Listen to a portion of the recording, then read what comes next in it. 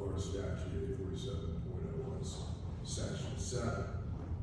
And what it does is, again, incorporate the elements of the traditional definition from the case law of pornography.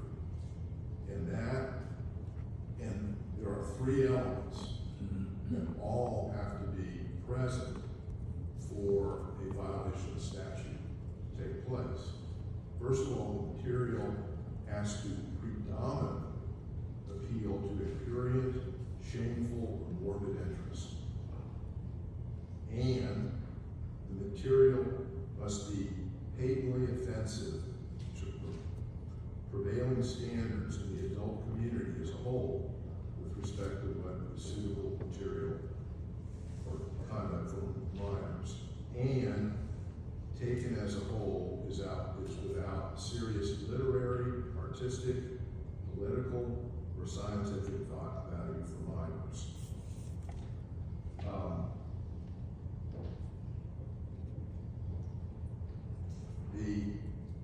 The other elements are self-explanatory. Sexual content is just that. The important point to keep in mind on Roman 2, sexual content, is that while material that is objected to on grounds of sexual conduct has to be quarantined pending review, following review, the work can be retained subject to appropriate age restrictions, which is what the committees recommended and the superintendent decided with these 4 books. Sorry that took so long, but it's a long and winding road. Thank you, Mr. Rutgers. I do have a question for you. Is there any presumption of correctness, or is there any burden that we should be considering? The statute does not directly address it, but it's what we call a de novo hearing. We've heard evidence. The board is just not reviewing a cold record of a transcript. So the general rule is that in an administrative proceeding, the party advancing the proposition, the petitioner or the complainant, has the burden. All right, thank you. Any questions of Mr. Upchurch from the board?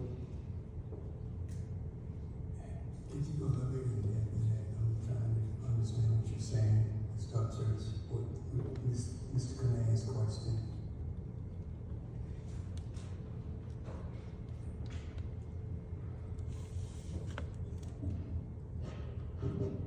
What burden refers to is what happens if the petitioner doesn't establish a case. It also comes into play when there's a tie. The person who doesn't have the burden takes ties. The burden, that means that the petitioner, plaintiff, whatever you want to call them, has to prove their case.